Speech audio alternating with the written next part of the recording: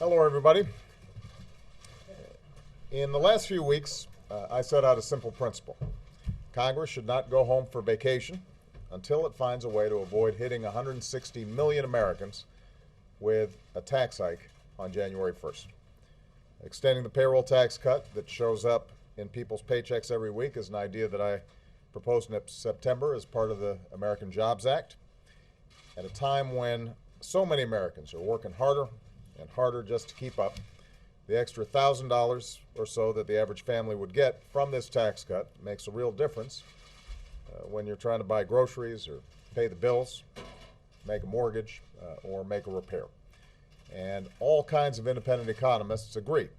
The number one challenge facing businesses right now is a lack of demand from consumers, which is why more people spending money means companies that are more successful and more able to hire more workers. Today, Congress has finally agreed to extend this middle-class tax cut into next year.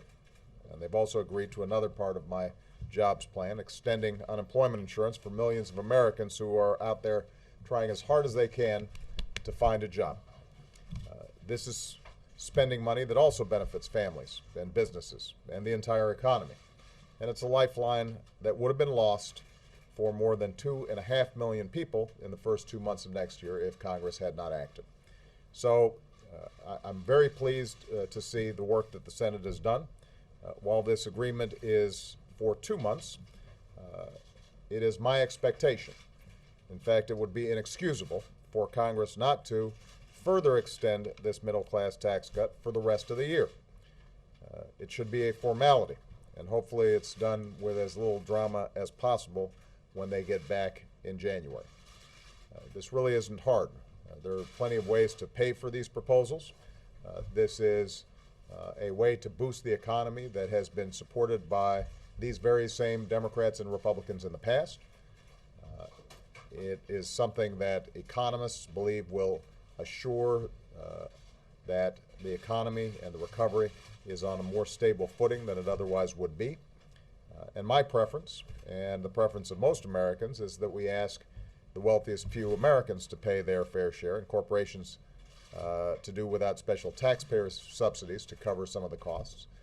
But I think that it's important for us to get it done. We've got a lot more work to do for the people who sent us here.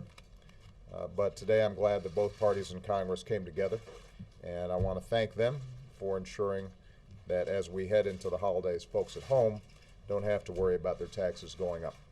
So I had a chance to talk to Senator Reid and Senator McConnell. I thank them for their cooperation on this issue. I'm looking forward to the House moving forward and getting this done when they get back on Monday. And hopefully we're going to be able to make sure that when everybody gets back next year, we extend this further all the way to the end of the year. All right. Thank you very much, everybody.